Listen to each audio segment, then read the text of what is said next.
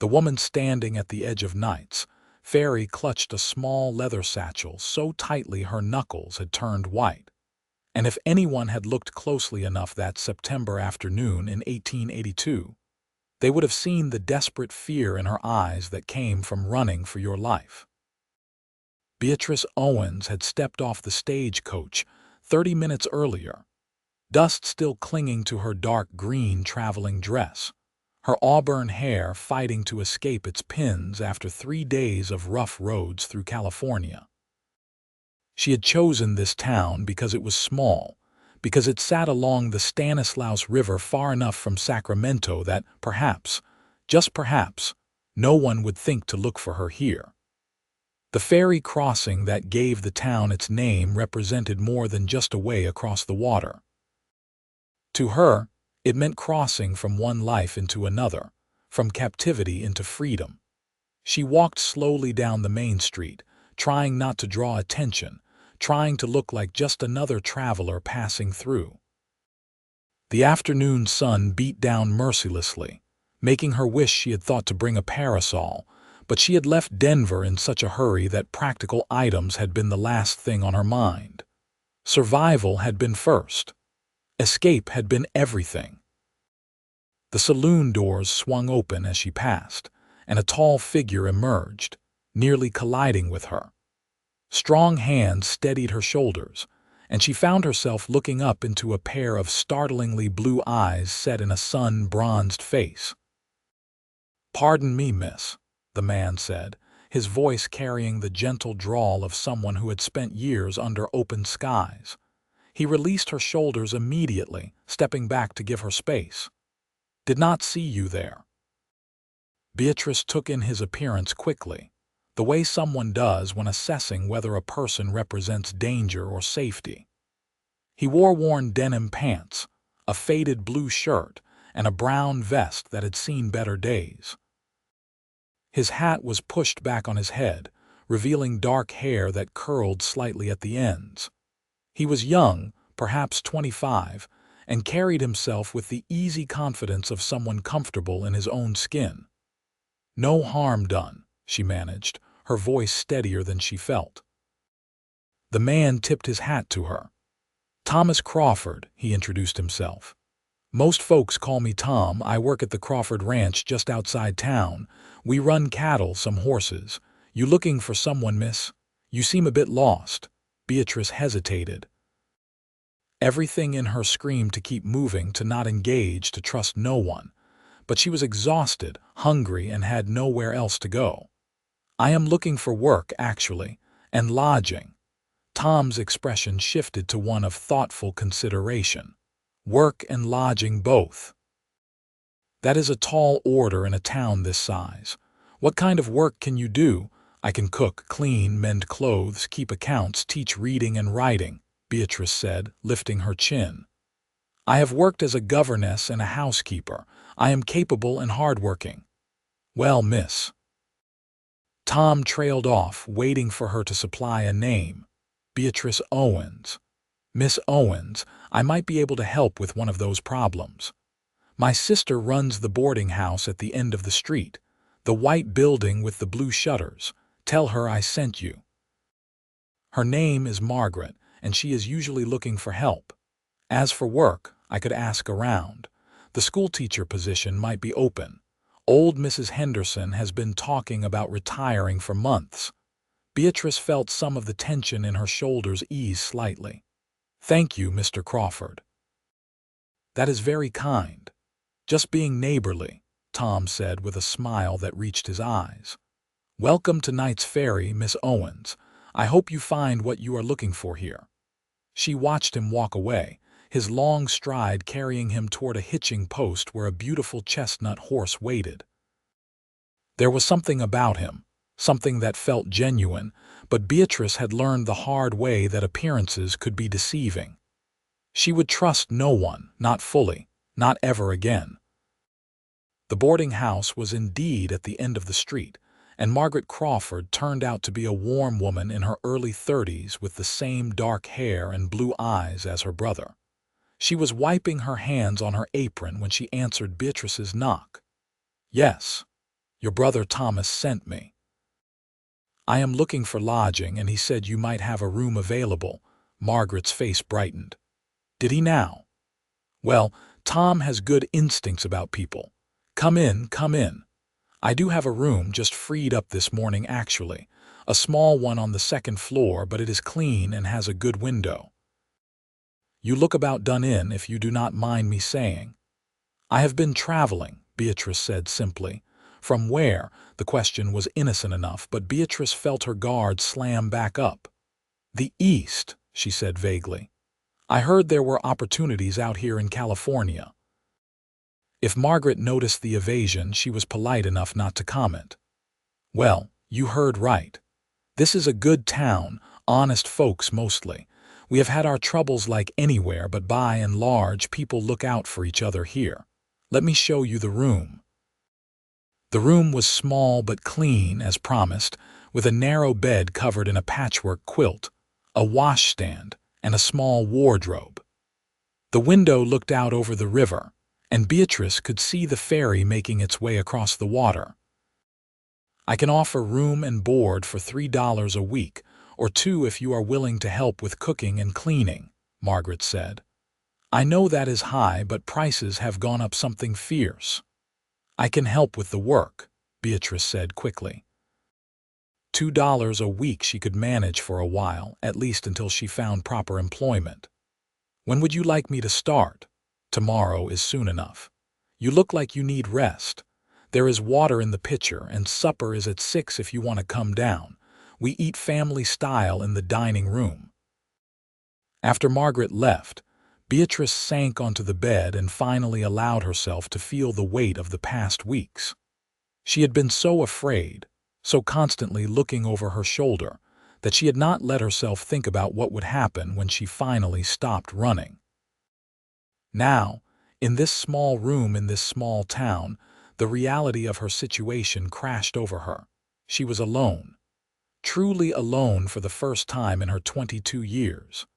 The thought was terrifying and liberating in equal measure. That evening she forced herself to go downstairs for supper. The dining room held a long table where several boarders were already seated. Margaret introduced her quickly, and Beatrice tried to remember names.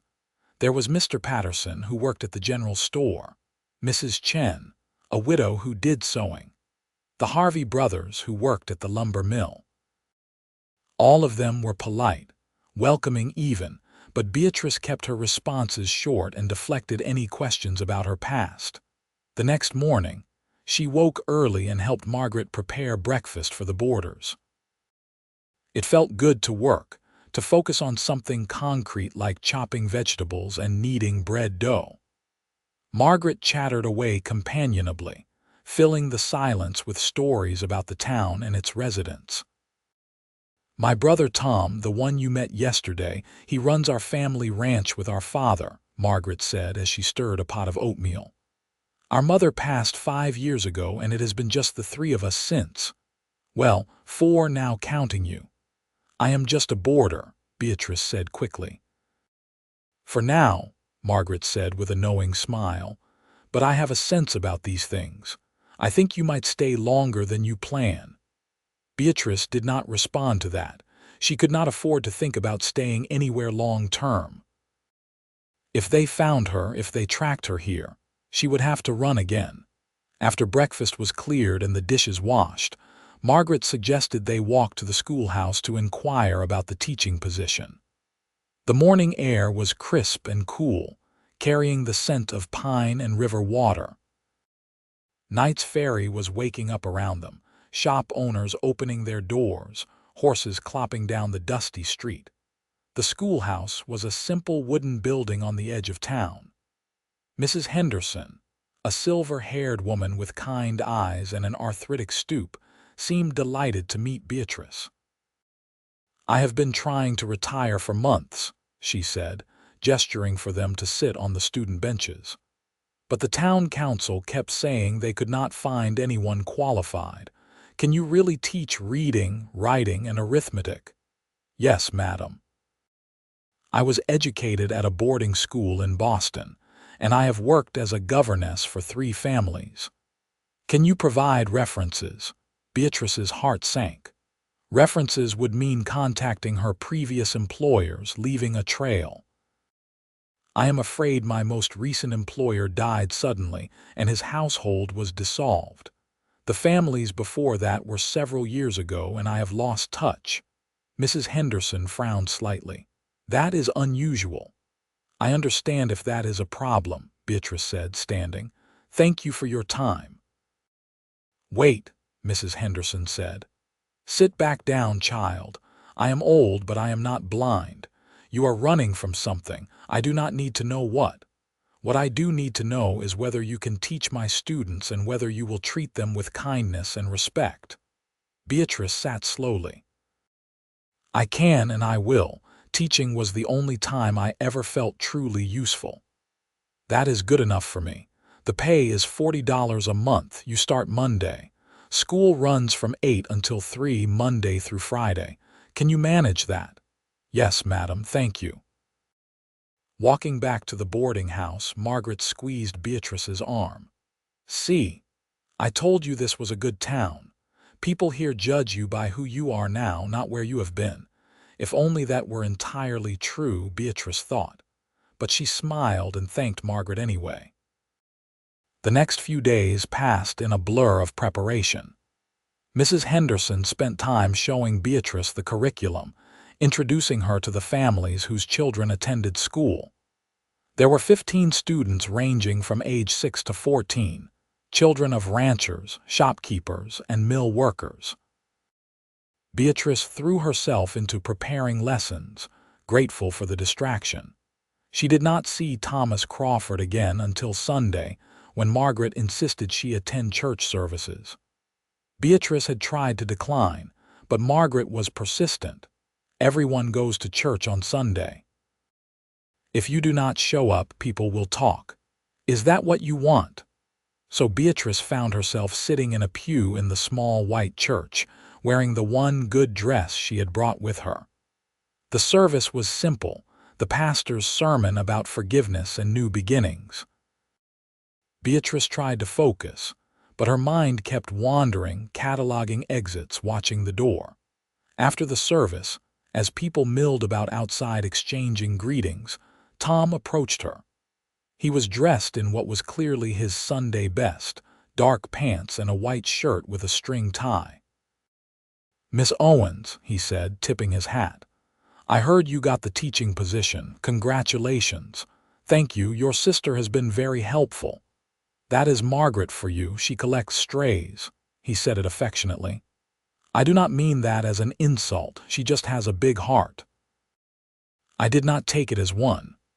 They stood in slightly awkward silence for a moment. Then Tom said, Would you like to take a walk? The river path is real pretty this time of year. Every instinct told Beatrice to decline, to keep her distance, but something about Tom's open, honest face made her hesitate. I should help Margaret with Sunday dinner. She will not mind. I asked her already. Of course he had. Beatrice found herself agreeing before she could think better of it.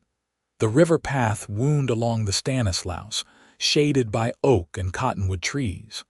The water rushed past, clear and cold from its journey down the Sierra Nevada.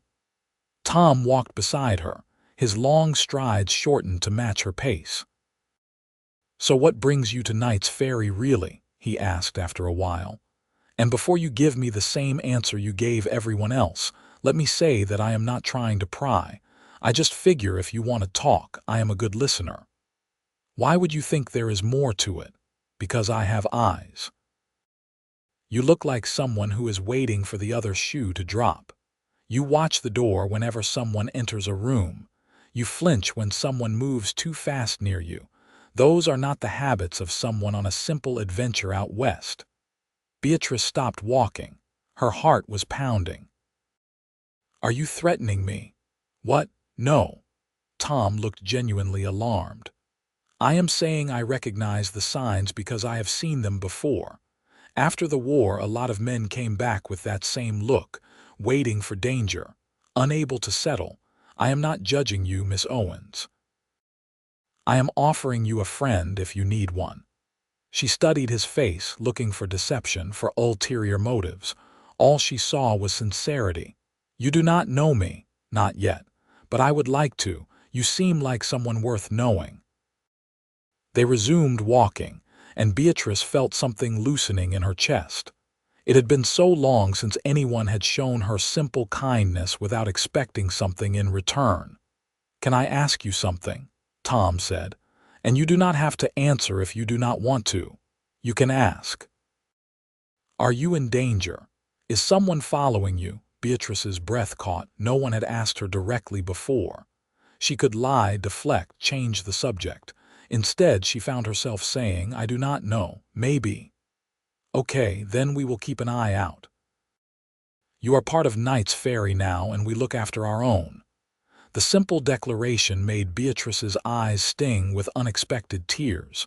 She blinked them back quickly. "You do not even know what I might be running from. Does it matter? Did you kill anyone?" "No." "Steal anything important?" "No." "Then I figure the rest can be dealt with if it comes up." They walked in companionable silence after that. When they returned to the boarding house, Margaret was indeed unbothered by Beatrice's absence. In fact, she looked positively pleased as she set out Sunday dinner. Monday morning came too quickly.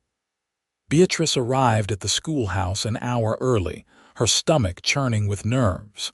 She arranged the desks, wrote the day's lessons on the blackboard, and tried to calm her racing heart. She had taught before, but never as the primary teacher, never with this much responsibility.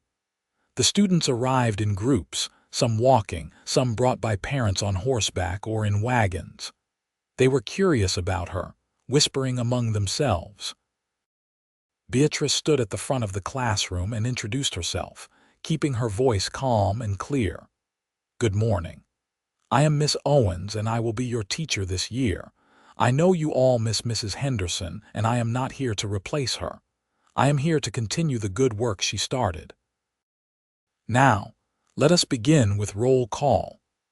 The day went better than she had dared hope.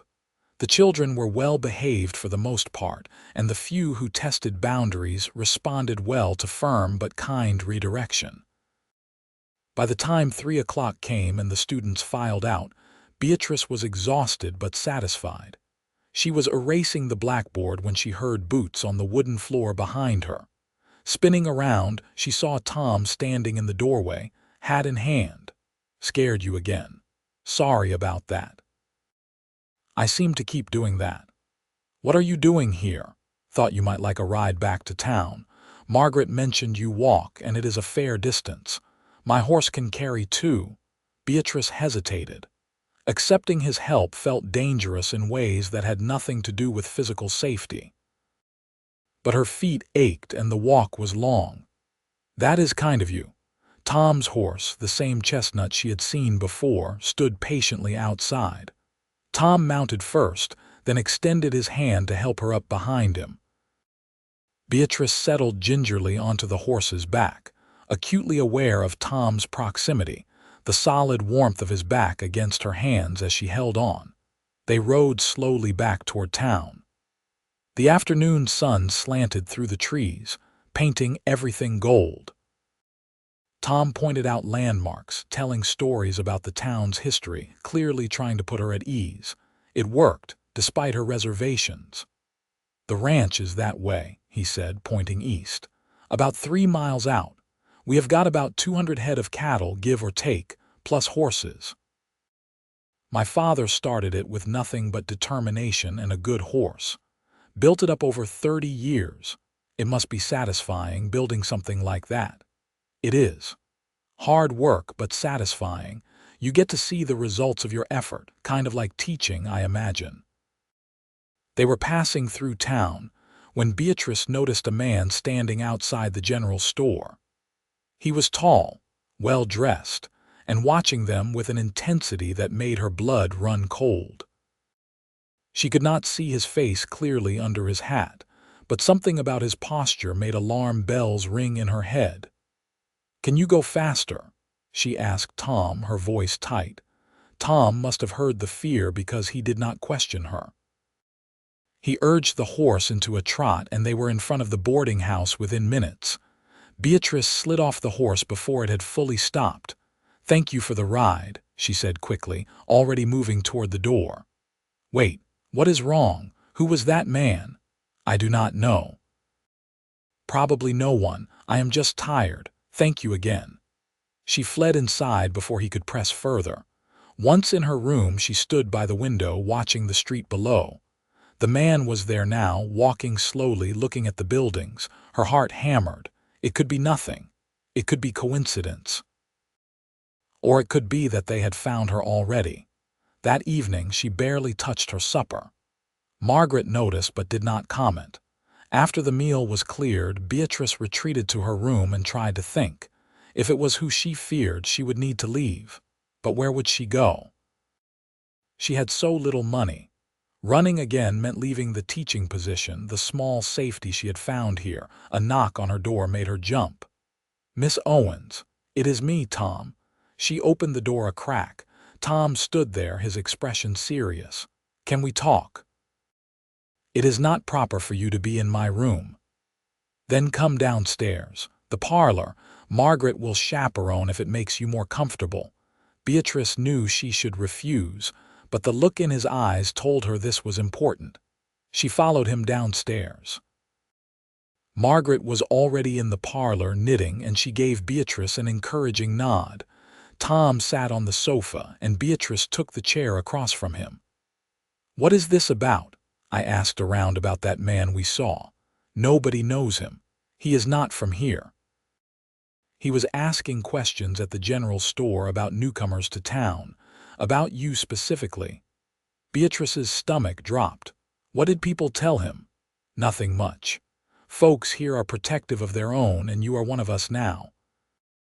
But Miss Owens, if someone is looking for you, you need to tell me why. I can help, but not if I am operating blind. You cannot help with this. Let me decide that. Margaret set down her knitting. "Beatrice, honey, my brother is one of the most stubborn men in California. He will not let this go.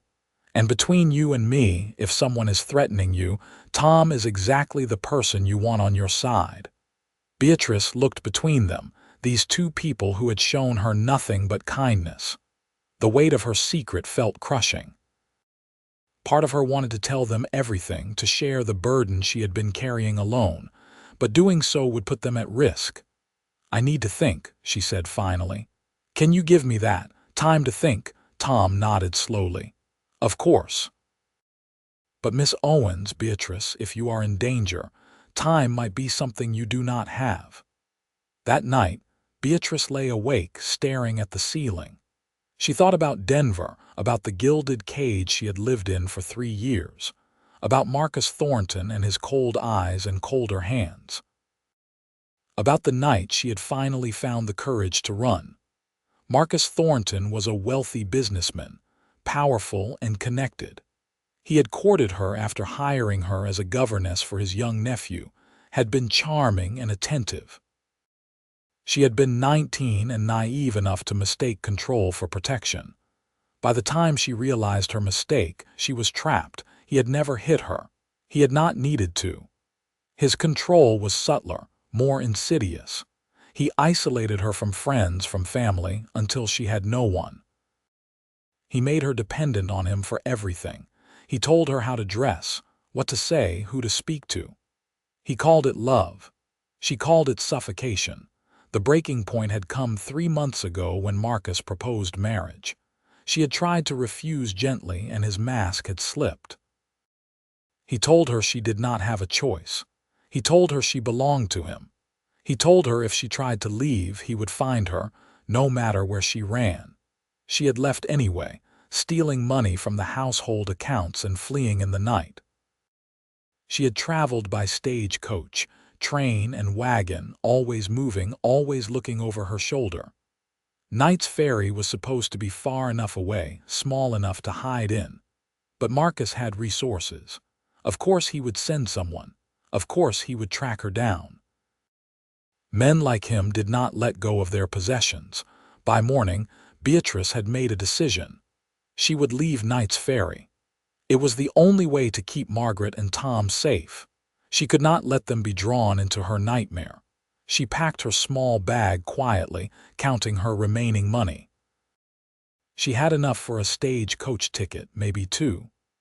She would head south, toward Los Angeles perhaps, or maybe north to Oregon. Somewhere larger, where she could disappear. She was halfway down the stairs when she saw Tom sitting in the parlor, nursing a cup of coffee in the pre-dawn darkness. "Going somewhere?" he asked quietly. "How did you know?" "I spent the night here. Told Margaret I would sleep in the parlor in case that man came back, but really I knew you were a flight risk. I cannot stay. I am putting everyone in danger. So you were just going to sneak out." Not even say goodbye, the hurt in his voice made her wince. "It is better this way." "Better for who?" Tom stood, setting down his coffee. "Beatrice, I know we have only known each other a few days, but I also know that running is not always the answer. Sometimes you have to stand and fight." "You do not understand what you are asking." "Then tell me, trust me with the truth." The word trust hit her like a physical blow. Trust was what had gotten her into this situation in the first place. She had trusted Marcus, and look where that had led. "I cannot." "Why not?" "Because trusting people gets you hurt. It gets you trapped. It makes you vulnerable." Tom stepped closer, but not close enough to crowd her. "It can also set you free. Trust is a risk, sure, but so is living your whole life looking over your shoulder. Let me help you." "You do not even know what you would be getting into. So tell me." Beatrice felt something cracking inside her, the walls she had built around her secrets crumbling. Maybe it was exhaustion. Maybe it was the genuine concern in Tom's eyes. Maybe it was simply that she could not carry this alone anymore. "There is a man," she began, her voice barely above a whisper, "in Denver. His name is Marcus Thornton. He is wealthy, powerful. I worked for him as a governess for his nephew 3 years ago. He began courting me. I thought he cared for me, but he did not want a partner. He wanted property. He wanted to own me." Tom's jaw tightened, but he did not interrupt. "I stayed too long. I kept thinking it would get better, that I was imagining things. But it only got worse. He controlled everything. Every aspect of my life. When he proposed marriage and I tried to refuse, he told me I did not have a choice, that I belonged to him, so I ran." "Good," Tom said fiercely. "That took courage. I stole from him. Money from the household accounts, enough to get away. He could have me arrested for that." "Did you take more than what he owed you in wages?" "No, less actually. He always found reasons to dock my pay." "Then you did not steal. You took what was yours."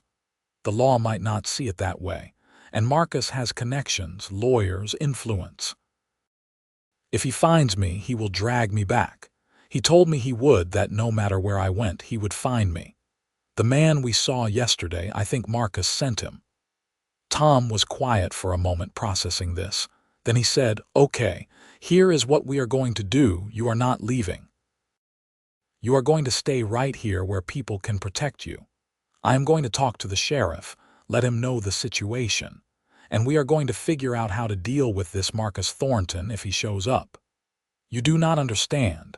Marcus is not someone you can just deal with. He has money, power. And I have a community. I have family. I have friends who will not stand by and watch someone be dragged away against their will. This is not Denver, Beatrice.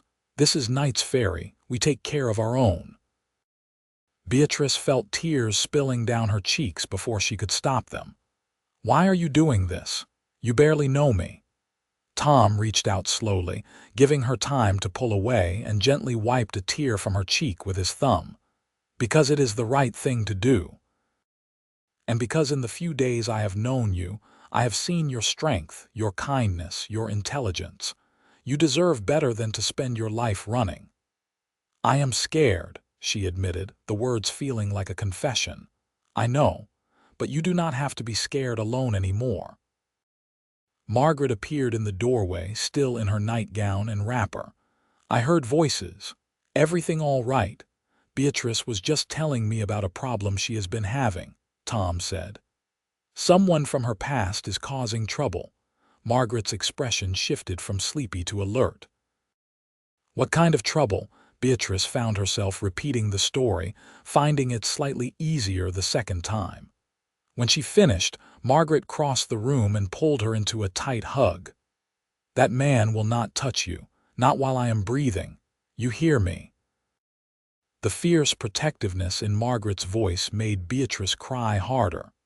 She had forgotten what it felt like to have someone in her corner, to not face everything alone. When she finally pulled herself together, wiping her eyes on the handkerchief Tom handed her, the first rays of dawn were painting the sky outside pink and gold. I still have school today, Beatrice said, trying to regain some normalcy. And I will walk you there, Tom said. And I will pick you up after, until we know more about this man and what he wants. Tom, you have a ranch to run. My father can manage for a few days. This is more important. Over breakfast, Tom explained the situation to his father, Owen Crawford, who had arrived at the boarding house looking for his son. Owen was a gruff man in his late 50s with weather-worn features and kind eyes. He listened to the abbreviated version of Beatrice's story without interrupting. This Thornton fellow sounds like a piece of work, Owen said when Tom finished.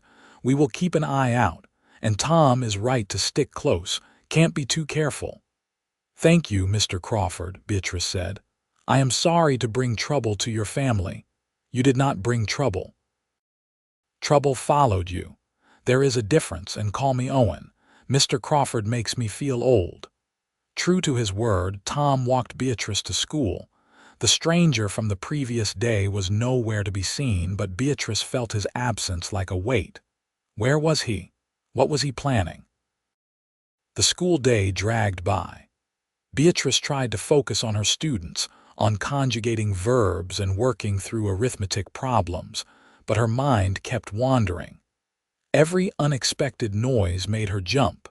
Tom was waiting when school let out, leaning against the building with his arms crossed. Several of the students whispered and giggled, clearly finding the cowboy's presence exciting. Beatrice shooed them off and approached Tom. Anything happen? She asked. Not here.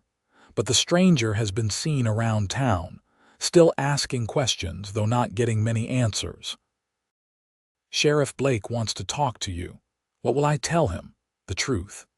John Blake is a good man. He will help. They found Sheriff Blake at his office, a small building next to the jail. He was a solidly built man in his 40s with a thick mustache and a no-nonsense demeanor. He gestured for them to sit. Tom filled me in on the basics, Blake said, addressing Beatrice. But I would like to hear it from you if you do not mind. For the third time that day, Beatrice recounted her story. By now, she had refined it to the essential points. Marcus Thornton, his control, her escape, the theft accusations he could potentially bring. Sheriff Blake made notes as she spoke. When she finished, he leaned back in his chair. Here is the legal reality, Miss Owens. If this Thornton wants to press charges for theft, he will need to provide evidence and file the appropriate paperwork in the jurisdiction where the alleged crime occurred. That is Denver, not here. He could petition for extradition, but that requires a judge to agree there is sufficient cause. Marcus knows judges in Denver. Maybe so. But a California judge would have to agree to hand you over, and I know Judge Morrison in Stockton. He does not take kindly to rich men throwing their weight around. That being said, we need to be prepared. Do you have any evidence that you took only what was owed to you? Pay stubs, letters, anything? Beatrice shook her head. Marcus kept all the household accounts. I only knew approximately how much he owed me based on what he had paid previously. That makes it harder, but not impossible. Your word counts for something, especially if we can establish a pattern of controlling behavior on his part. Did anyone else witness how he treated you? Servants, friends, family. His servants were loyal to him. He paid them well to be. I had no friends by the end. No family. The admission hurt to make. What about the nephew you were governess to? How old is he? 12 when I left. Old enough to testify if it came to that, though getting him away from Thornton long enough to do so would be tricky. I do not want to put a child in that position. Understood. Let me do some digging, make some inquiries. In the meantime, you should go about your normal routine as much as possible. This stranger might be here on Thornton's behalf, or he might not be. Either way, intimidation only works if you let it. Show him you are not afraid, even if I am. Sheriff Blake's expression softened. Especially if you are. Courage is not the absence of fear, Miss Owens. It is moving forward despite it. Over the next few days, a strange routine developed. Tom walked Beatrice to school each morning and picked her up each afternoon. The stranger remained in town, staying at the small hotel, but made no move to approach her directly. He simply watched, a constant presence at the edge of her awareness. The students, initially distracted by Tom's regular appearances, settled back into their studies. Beatrice found herself enjoying teaching more than she had expected.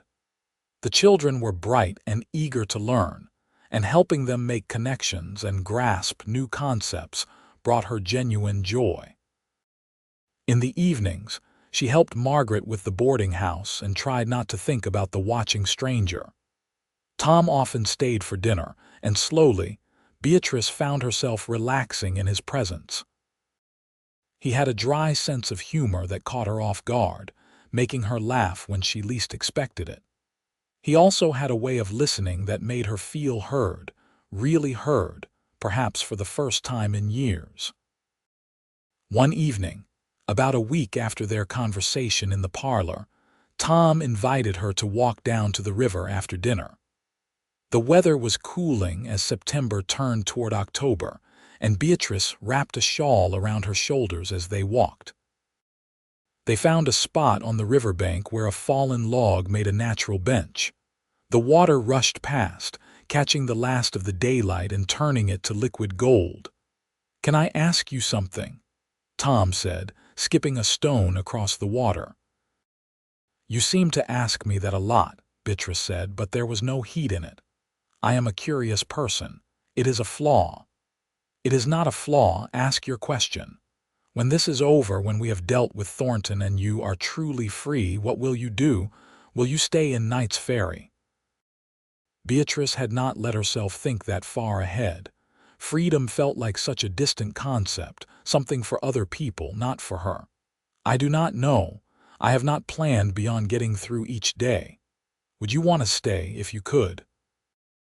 Are you asking as someone making polite conversation, or is there another reason? Tom turned to look at her, and the intensity in his blue eyes made her breath catch. "I am asking because these past couple weeks, getting to know you, have been some of the best I have had in a long while. And I know the circumstances are not ideal, but I would like to know if there is a chance that when the dust settles, you might consider letting me court you properly." Beatrice's heart hammered in her chest. Part of her wanted to say yes immediately, but the part that had been shaped by Marcus Thornton's control held her back. "Tom, I care about you, more than I probably should given how recently we met, but I do not know if I can be what you want. I do not know if I am capable of being in a relationship without being terrified all the time. I am not asking you to be anything other than yourself. I am not asking you to change or mold yourself into some ideal.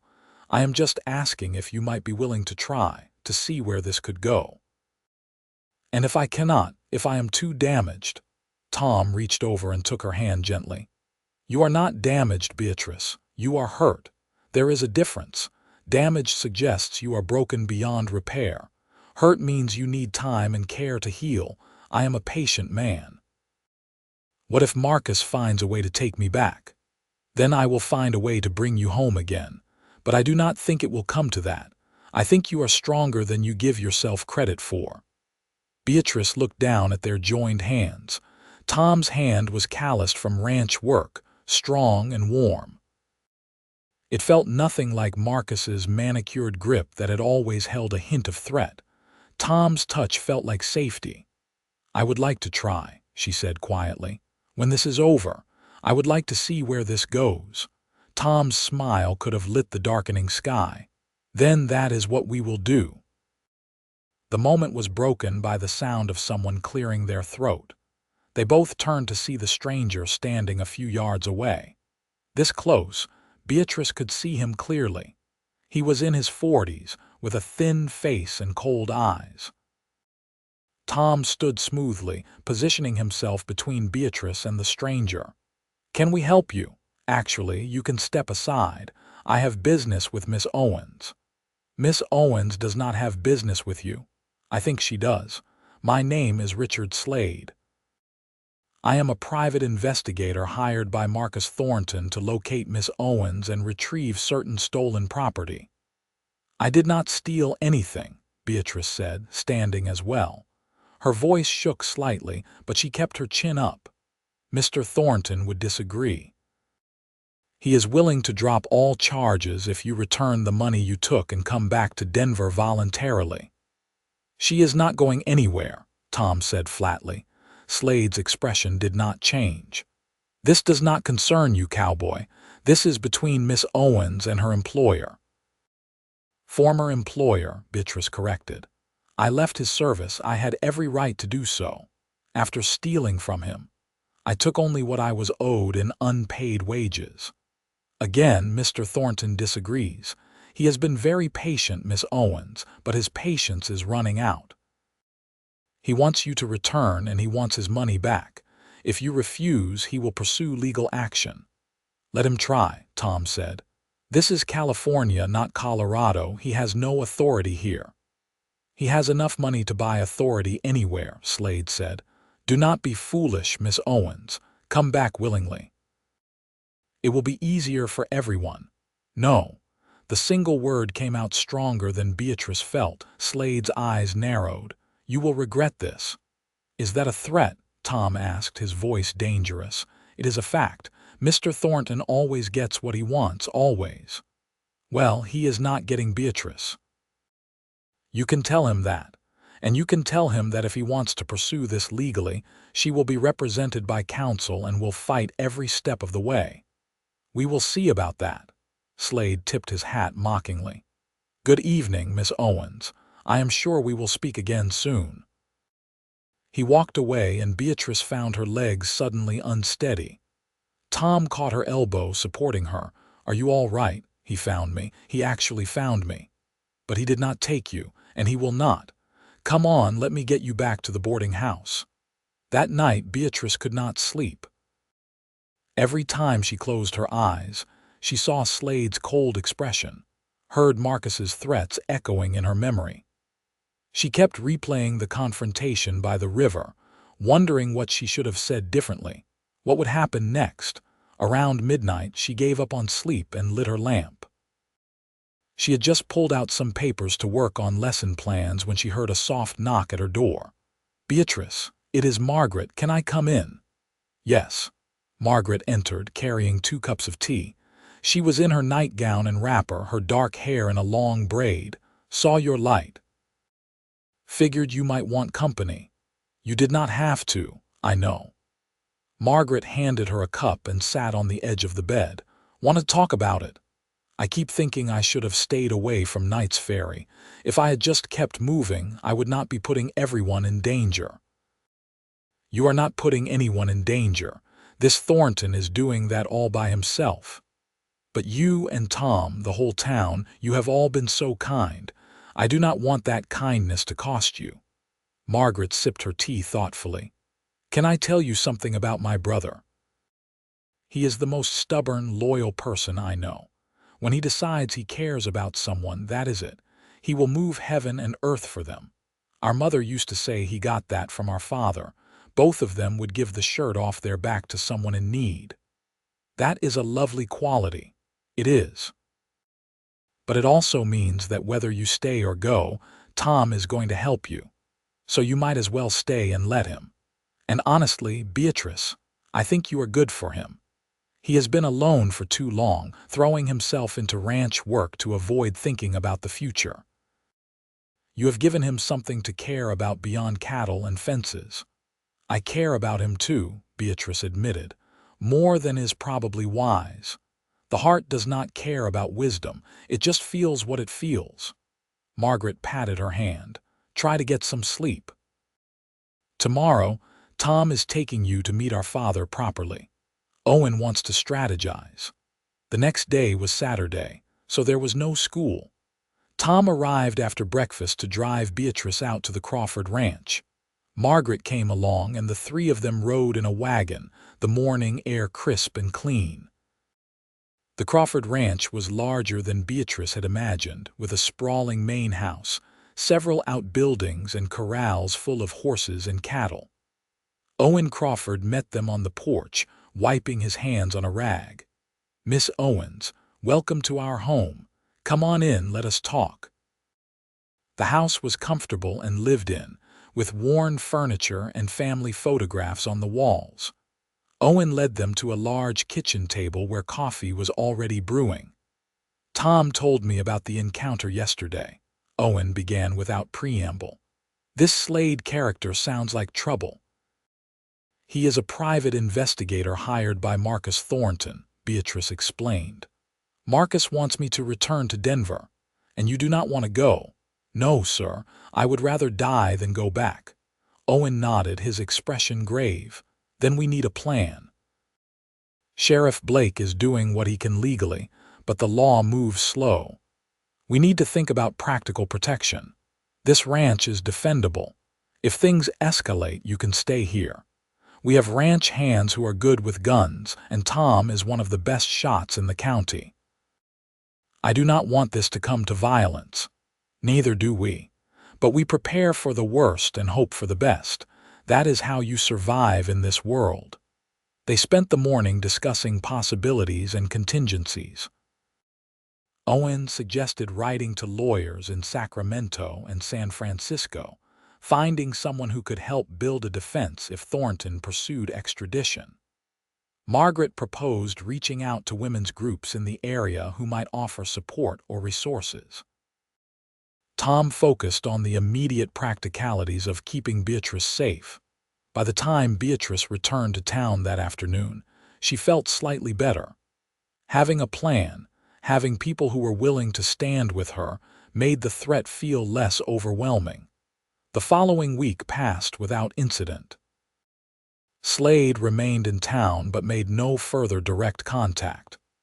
Beatrice continued teaching, continued her routine, and slowly began to believe that maybe, just maybe, she could have a life here. Tom came by the schoolhouse every day, and they fell into a pattern of afternoon walks. They talked about everything and nothing, their conversations ranging from childhood memories to dreams for the future. Tom told her about losing his mother to fever, about the hard years building up the ranch, about his hope to expand into horse breeding. Beatrice found herself opening up in return, sharing stories from her own childhood before her parents died, before she became a governess before Marcus.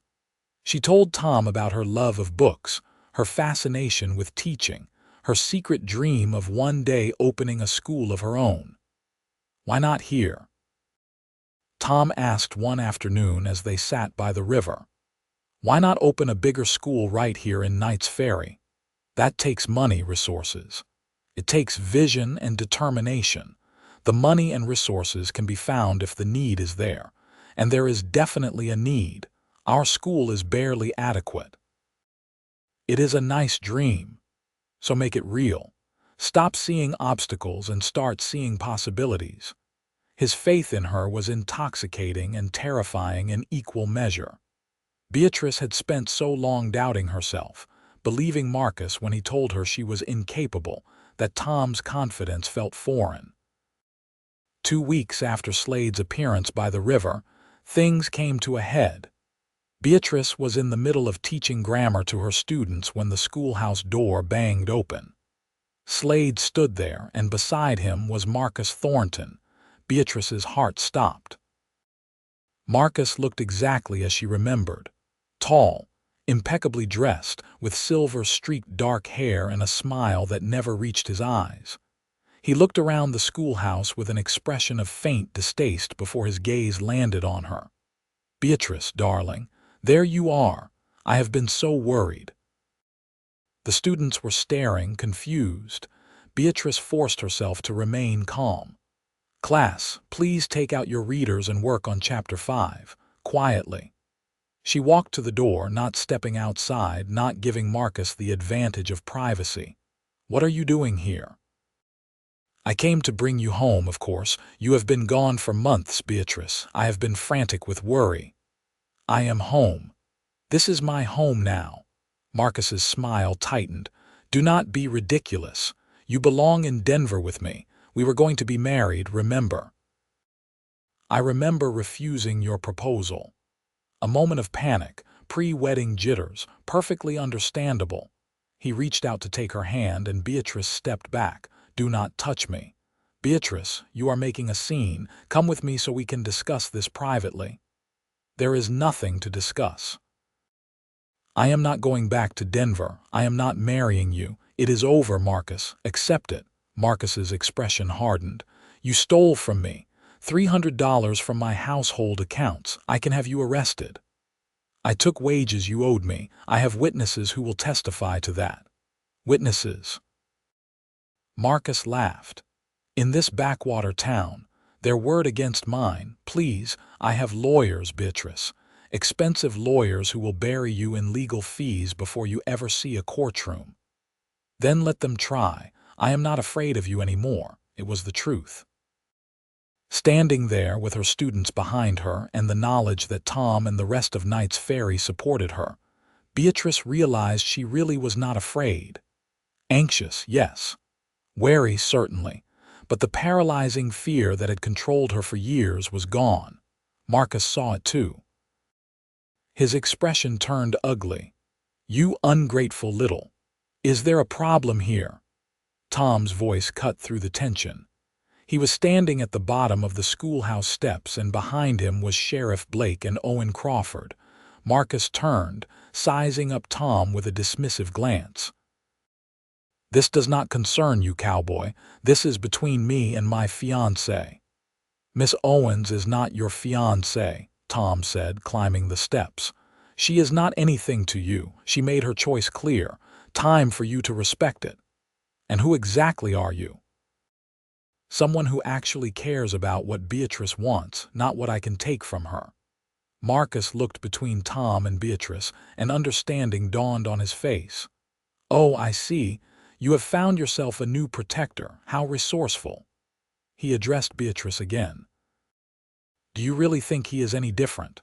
Men like him only want one thing, and once they get it, they will discard you just as quickly." "That is enough," Sheriff Blake said, stepping forward. "Mr. Thornton, you are disturbing the peace and disrupting the operation of a school. You need to leave. I have every right to speak to Beatrice. Miss Owens has made it clear she does not wish to speak to you. In California, that means you are trespassing. Leave now, or I will arrest you." Marcus looked at Sheriff Blake, clearly weighing his options. Finally, he stepped back. "This is not over, Beatrice. I have filed charges in Denver. The extradition paperwork is being processed as we speak. You will be coming back one way or another." He turned and walked away, Slade following like a shadow. Beatrice realized she was shaking. Tom was beside her immediately. "Are you all right?" "I am fine." "The students?" She turned back to the classroom where 15 pairs of eyes watched with wide-eyed fascination. "Everything is fine, children. Just a misunderstanding. Let us continue our lesson." But she could not focus on grammar anymore. Her hands shook as she tried to write on the blackboard, and her voice wavered when she called on students to read. When 3 o'clock finally came, she dismissed the class early. Tom had waited outside the entire time. When the students filed out, whispering excitedly about the drama they had witnessed, Tom came inside. "He really filed charges," Beatrice said without preamble. "He is really trying to force me back. We expected he might. Sheriff Blake says the extradition process takes time. Weeks, maybe months, and it requires a California judge to agree. We have time to fight this." "How? Marcus has money, lawyers, I have nothing. You have us, and that is not nothing." Sheriff Blake and Owen entered the schoolhouse. The sheriff was holding some papers. "I took the liberty of contacting a lawyer I know in Sacramento, Frederick Mason. He specializes in cases like this, situations where one party is trying to use the legal system to control another. He has agreed to take your case. I cannot afford a lawyer like that. You do not need to. The community is taking up a collection. Margaret is organizing it. By the time Mason arrives next week, we should have enough to cover his initial retainer." Beatrice felt tears welling up. "Why are you all doing this for me?" Owen spoke up, his gruff voice gentle. "Because it is right. Because you are one of us. Because no one deserves to be controlled and threatened the way that man has done to you." Over the next week, the town rallied around Beatrice in ways she never could have imagined. The collection Sheriff Blake mentioned raised more than enough for the lawyer. Families brought food to the boarding house. The parents of her students sent notes of support. Even people she barely knew stopped her on the street to offer encouragement. Marcus remained in town, staying at the hotel, his presence a constant reminder of the threat hanging over her. But he made no further attempts to approach her directly. Slade, however, continued his surveillance, always watching, always present at the edges of her vision. Frederick Mason arrived on the Tuesday stagecoach. He was a man in his 50s with wire-rimmed spectacles and a sharp, intelligent gaze. He met with Beatrice in Sheriff Blake's office, Tom and Margaret present for support. "Miss Owens, I have reviewed the information Sheriff Blake sent me, and I believe we have a strong case," Mason began. "Mr. Thornton's claims of theft are spurious at best. You took wages owed to you. The fact that you left his employ without notice does not make that theft. But he has lawyers too. Yes, and they are relying on intimidation tactics. The extradition paperwork they filed is sloppy, full of holes. I can tear it apart. However, we need to be prepared for the possibility that a Denver judge might rule in Thornton's favor initially. If that happens, we appeal. We keep fighting until we find a judge who will see reason. How long could that take? Months, possibly longer. But Miss Owens, the law is ultimately on your side. You have committed no crime. You left an employer who was treating you poorly and took only what was rightfully yours. Any fair-minded judge will see that. Marcus does not care about fair-minded judges. He cares about control. Then we will show him that he has no control here. I will be filing a petition with Judge Morrison in Stockton requesting that any extradition order be stayed pending a full hearing. I will also be filing a restraining order against Mr. Thornton, prohibiting him from approaching you or contacting you directly." The legal maneuvering provided some comfort, but Beatrice knew Marcus would not give up easily. He was used to getting what he wanted, and being thwarted only made him more determined. That Sunday, after church services, Tom invited Beatrice to have lunch at the ranch. Owen and Margaret came too, and for a few hours, Beatrice was able to forget about Marcus and lawyers and extradition orders. They ate Margaret's pot roast and Owen's famous apple pie, and Tom took her out to the stables to meet the new foals. "This one is my favorite," Tom said, leading her to a stall where a chestnut foal with a white blaze was nursing. "Born just last week. Her mother is the best cutting horse we have, and the sire has championship bloodlines." Beatrice watched the foal, struck by its innocence and vulnerability. What will you name her? I was thinking freedom, because she was born free and she will stay that way. No one will break her spirit or force her into something she does not want. Beatrice looked at Tom, seeing the deeper meaning in his words. That is a beautiful name. She reminded me of you, actually. Strong and spirited, but needing protection until she is ready to stand on her own. I am standing on my own now. You are, but that does not mean you have to be alone. Tom reached out and took her hand. They had touched before, casual contact in passing, but this felt different. Intentional. His thumb traced circles on the back of her hand, and Beatrice felt warmth spreading from that small point of contact. Beatrice, I know this is not the ideal time with everything you are dealing with, but I need you to know that I am not helping you because I expect something in return. I am helping you because I care about you. And when this is over, when Marcus is out of your life for good, I would very much like to court you properly, with flowers and picnics and all the things a woman deserves. What if it is never over? What if Marcus never gives up? Then we will deal with that together, for as long as it takes. Beatrice squeezed his hand. You are a good man, Thomas Crawford. I am a man who knows what he wants, and what I want is a chance with you. Before Beatrice could respond, they heard shouting from the direction of the house. They ran back to find Owen and Margaret standing on the porch, facing Marcus Thornton and two men Beatrice did not recognize. I told you, you are not welcome here, Owen was saying, his hand resting on the rifle he carried. Leave now. I have every right to speak to my fiancée, Marcus said.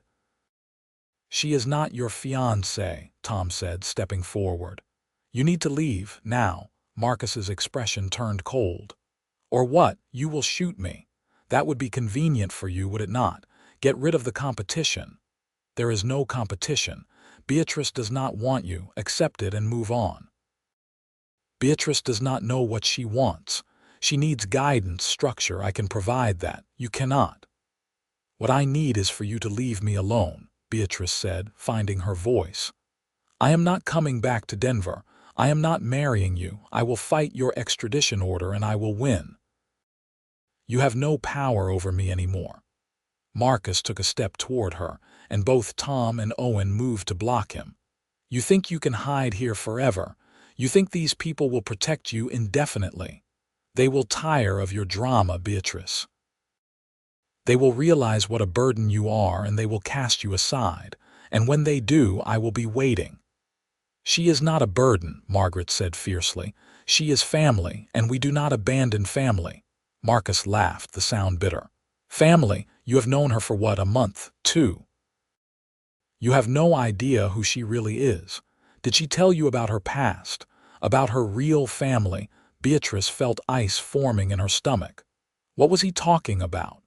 Did she tell you that her parents were not the upstanding citizens she claims? Marcus continued, clearly enjoying himself now. That her father was a drunk who gambled away everything they had. That her mother took in laundry just to keep food on the table. Beatrice has been pretending to be something she is not her entire life. That is enough, Tom said, his voice dangerous. Why? Because the truth hurts. Beatrice came to me as a governess with forged references. I knew they were forged, but I hired her anyway because I saw potential in her. I took her from nothing and gave her everything, and this is how she repays me. You gave me nothing but a cage, Beatrice said, her voice shaking with anger. Yes, my parents struggled. Yes, we were poor. But they loved me and they taught me to value myself, something you never did. You saw someone vulnerable and tried to control her. You are not a savior, Marcus. You are a predator. Marcus's face flushed with anger. You will regret those words. I promise you that. The only thing I regret is not leaving sooner. Sheriff Blake chose that moment to ride up, along with 2 deputies. Mr. Thornton, I have a court order here requiring you to maintain a distance of at least 500 feet from Miss Owens at all times. You are currently in violation of that order. Marcus snatched the paper from Blake's hand, scanning it quickly. This is ridiculous. This is the law. Now leave, or I will arrest you for violating a court order. For a moment, Marcus looked like he might argue. Then he crumpled the paper and threw it on the ground. This is not over, he said, looking directly at Beatrice. You are mine, and I will prove it. He strode away, his two companions following. When they were gone, Beatrice realized she was shaking. Margaret pulled her into a hug. He is wrong, you know, Margaret said softly. About all of it, your past does not matter.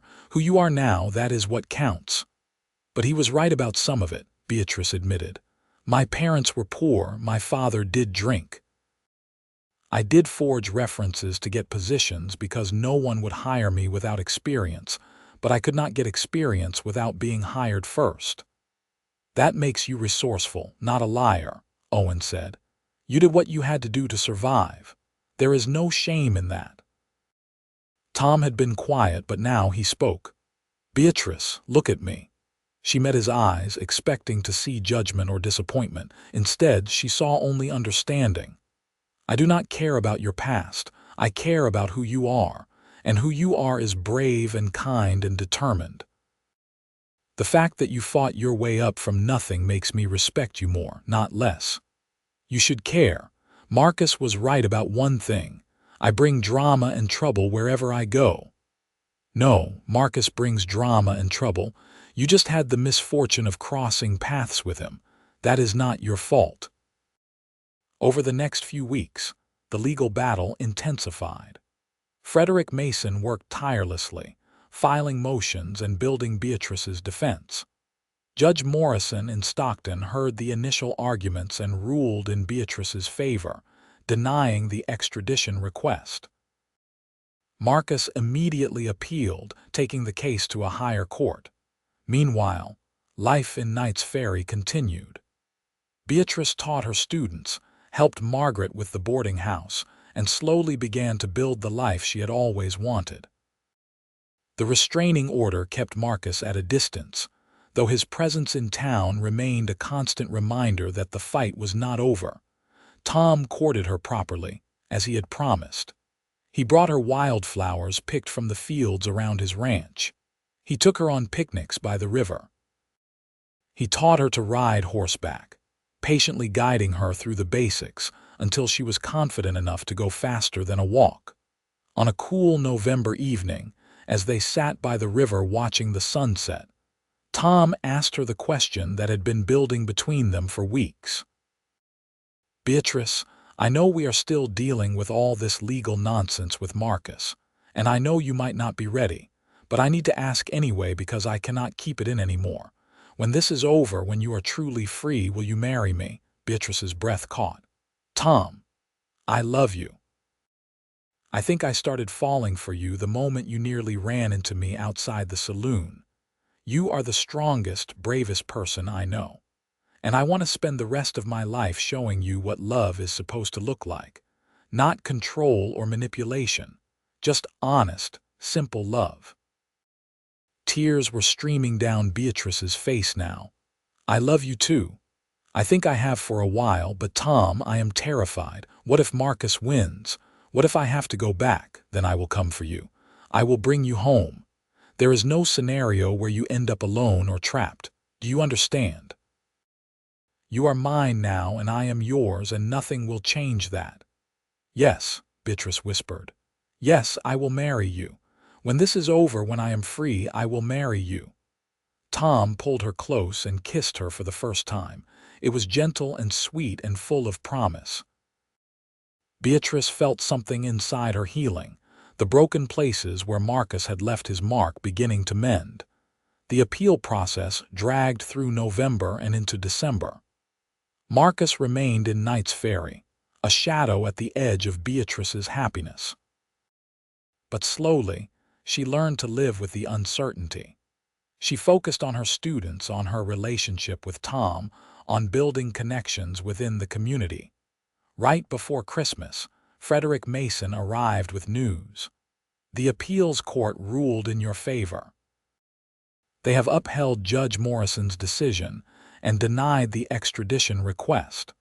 Furthermore, they have issued a strong rebuke to the Denver court for allowing such flimsy charges to proceed in the first place. Beatrice could hardly believe it. It is over. Marcus can continue to appeal, but it would be expensive and time-consuming, and his chances of success are virtually zero. For all practical purposes, yes, it is over. You are free. That evening, the whole town celebrated at the boarding house. Margaret cooked a feast and neighbors brought food and drink. Tom pulled Beatrice aside during the festivities. So it is really over. It is really over. Then I guess I should ask you again, properly this time. Tom dropped to one knee right there in the crowded parlor, pulling a simple gold band from his pocket. Beatrice Owens, will you do me the honor of becoming my wife? The room fell silent, everyone watching. Beatrice felt a surge of joy so pure it took her breath away.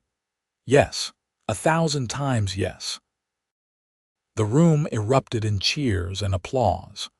Tom slipped the ring on her finger and kissed her, and Beatrice felt the last chains of her past fall away.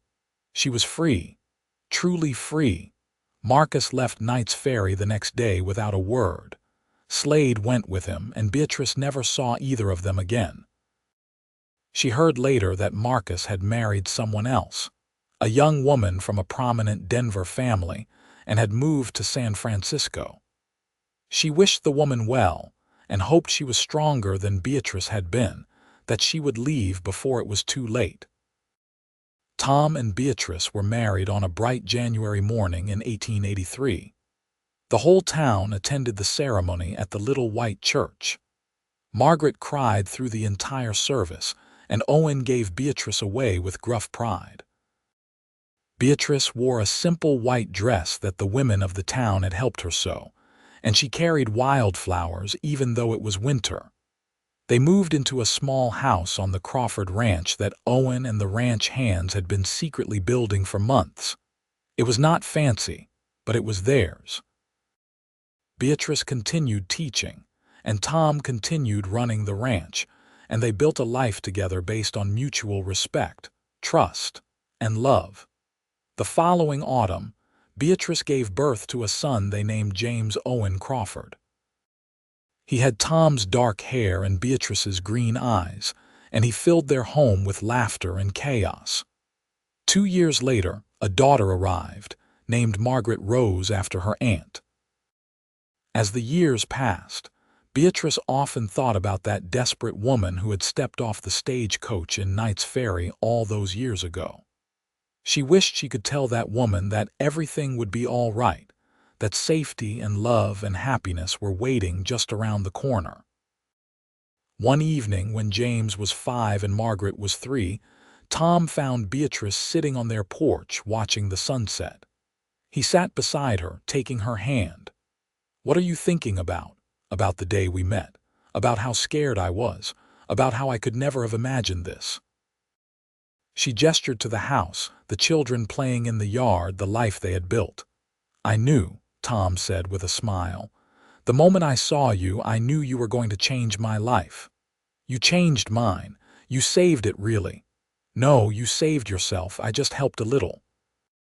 Beatrice leaned her head on his shoulder, watching their children play. James was teaching little Margaret how to skip stones in the stream that ran near their house. The sun painted everything gold, and for the first time in as long as she could remember, Beatrice felt completely at peace. "Do you ever regret it?" Tom asked quietly. "Taking a chance on me, on this life? Never, not even for a moment. Good, because I plan to spend every day for the rest of my life making sure you never do." Beatrice's teaching career continued to flourish. The town council, impressed by her dedication and skill, approved funds for a larger schoolhouse. By the time James was old enough to attend, Beatrice was teaching in a proper 2-room school with 30 students and an assistant teacher. Margaret, Tom's sister, married a widower from Stockton when Beatrice's daughter was 4. She moved away but visited often, and the two women remained close friends. Owen grew older but remained active on the ranch, delighting in his grandchildren and teaching James everything he knew about horses and cattle. When James was 8, Beatrice gave birth to twins, boys they named Samuel and Daniel. The house, once quiet, was now filled with the constant noise and energy of 4 children. Some days, Beatrice felt overwhelmed by the chaos. But then she would remember the silence of her life with Marcus, the suffocating quiet of control and fear, and she would pull her children close and thank God for the noise. Tom expanded the ranch, fulfilling his dream of breeding quality horses. The Crawford Ranch became known throughout California for producing excellent cutting horses and reliable work animals. Buyers came from as far away as San Francisco to purchase Crawford horses. One summer day, when Beatrice was 35, a woman appeared at the schoolhouse. She was young, perhaps 20, with a haunted look in her eyes that Beatrice recognized immediately. "Can I help you?" Beatrice asked. "I heard about you," the woman said quietly. "About how you escaped from a man who tried to control you, about how you built a new life here." Beatrice's heart clenched. "Come in. Sit down. Tell me what is wrong." The woman's story poured out. An employer who had become obsessive, who monitored her every move, who had threatened her when she tried to leave. She had fled with nothing but the clothes on her back and a few dollars stolen from the household accounts. "I do not know what to do," the woman finished, tears streaming down her face. "I am so scared." Beatrice reached across the table and took the woman's hands. "You are going to be all right. I promise. Let me tell you about a town called Knights Ferry and about people who will help you without asking questions. Let me tell you about how to rebuild your life when everything seems broken." The woman stayed in Knights Ferry. Margaret, now widowed again and returned to running the boarding house, gave her a room and a job. Sheriff Blake, older now but no less dedicated, helped navigate the legal complications. And slowly, the woman began to heal. She was not the last. Over the years, other women found their way to Knights Ferry, drawn by stories of a teacher who had escaped and built a new life. Beatrice helped them all, providing support, resources, and most importantly, hope. She started a small fund with contributions from the community to help women in desperate situations. Tom never complained about the parade of troubled women coming through their lives. He understood that Beatrice needed to help others the way she had been helped. Sometimes, late at night, she would tell him about her conversations with these women, and he would hold her and remind her how far she had come. "You are changing lives," he would say.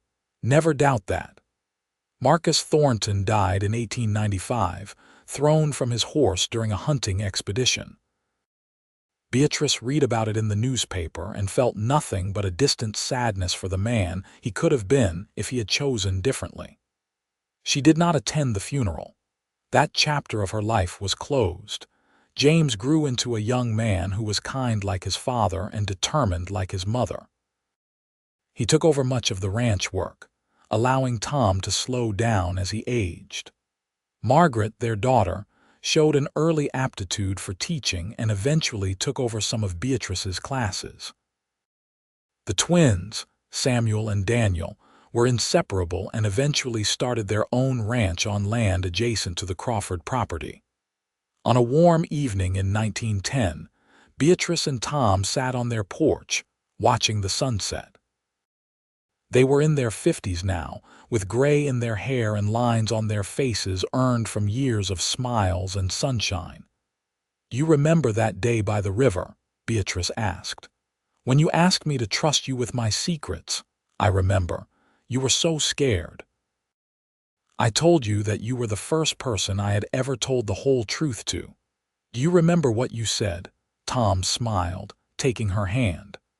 "I said that trust was the foundation of everything good, and that I would spend my life proving I was worthy of yours. You have." Every day, you have shown me what it means to be truly loved, truly respected. I could never have imagined this life, Tom. All of it. The children, the ranch, the work I have been able to do helping other women.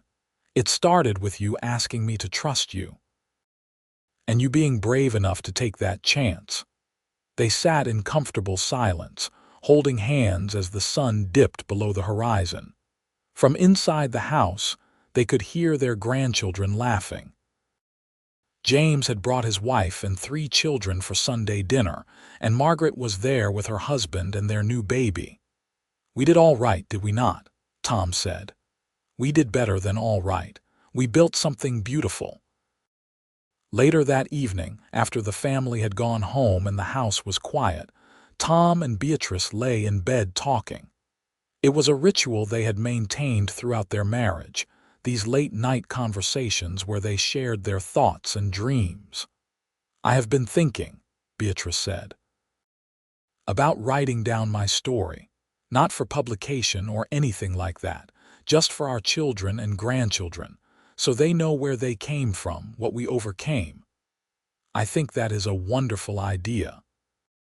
I want them to understand that everyone has the power to change their story, to walk away from situations that harm them, to build something new. I want them to know that asking for help is not weakness, it is courage. They already know that, because they see it in you every day. But writing it down will give them something to hold on to, something to pass on to their own children." Beatrice reached over and took Tom's hand in the darkness. Even after all these years, his touch still brought her comfort and peace. "Thank you," she whispered, "for everything. For seeing me when I felt invisible. For believing in me when I could not believe in myself. For building this life with me." "Thank you for trusting me with your secrets," Tom replied. "For letting me love you. You are the best thing that ever happened to me, Beatrice Crawford." They fell asleep like that, hands clasped. 2 people who had found each other in the midst of darkness and built a lifetime of light. Years continued to pass. Tom passed away peacefully in his sleep in 1918, surrounded by his family. Beatrice grieved deeply, but found comfort in the knowledge that they had had 36 years together, years filled with love and laughter and purpose. She continued teaching for several more years before finally retiring at the age of 65. She spent her remaining years writing her story, as she had promised Tom she would. She filled notebooks with memories of Denver and Marcus, of her desperate flight west, of arriving in Knights Ferry and meeting a cowboy with kind blue eyes who had asked her to trust him. She wrote about their courtship, their marriage, the building of their family. She wrote about the women she had helped, the community that had embraced her, the life she had built from the ashes of her past. And most of all, she wrote about love, about trust, about the courage it takes to begin again. Beatrice Owens Crawford died in 1932 at the age of 72, surrounded by her children, grandchildren, and great-grandchildren. Her notebooks were passed down through the family, treasured reminders of where they had come from, and what was possible when you found the courage to trust and the strength to love. The schoolhouse where she had taught for so many years was renamed the Beatrice O. Crawford School in her honor. The fund she had started to help women in desperate situations continued, growing larger over the years, helping hundreds of women escape dangerous situations and build new lives. And in Knights Ferry, California, her story became legend. The story of a woman who had arrived with nothing but fear and a small leather satchel, and who had built a legacy of courage, compassion, and love. The story of a cowboy who had asked her to trust him with her secrets, and of a woman brave enough to say, "You are the first person I have ever told." Their house still stood on the Crawford Ranch, occupied now by James's grandchildren. The river still rushed past, just as it had that September day in 1882 when Beatrice had first arrived. And sometimes, in the golden light of sunset, you could almost see them there by the water, a cowboy and a teacher, holding hands and building a life based on the simple, powerful act of trusting someone with your truth. The legacy they built together lived on, not just in their descendants but in the countless lives touched by Beatrice's compassion and Tom's steadfast loyalty. They had proven that sometimes the greatest love stories begin not with grand gestures but with simple kindness, with someone offering safety when you are running scared, with having the courage to trust again even when trust has failed you before. And that, in the end, was the true story of Beatrice and Tom Crawford, two broken people who found each other in a small California town, who chose to trust when trust seemed impossible, and who built from that trust something that would last long after they were gone. A legacy of love, courage, and the transformative power of finding someone who sees you not as you were or as they want you to be, but as you truly are. Their grandchildren and great-grandchildren grew up hearing the stories, understanding that they came from strength and resilience. They learned that family was not just about blood, but about choosing to stand with people who needed help, about creating safety for those who had none. They learned that real love was about respect and partnership, not control and possession. The Crawford Ranch continued to thrive, generation after generation working the land that Tom and his father had built from nothing. The horses they bred still bore the quality and care that Tom had insisted upon. The schoolhouse that bore Beatrice's name continued to educate children, instilling in them the love of learning she had championed. And somewhere in heaven, or whatever lies beyond this life, Beatrice and Tom were together still, watching over the family they had created, the lives they had touched, and the love they had shared. A love that had started with fear and flight but had grown into something enduring and beautiful. It all began with a simple choice: to trust when trust seemed impossible, to love when love felt dangerous, to believe that tomorrow could be better than yesterday. And in the end, that choice had made all the difference.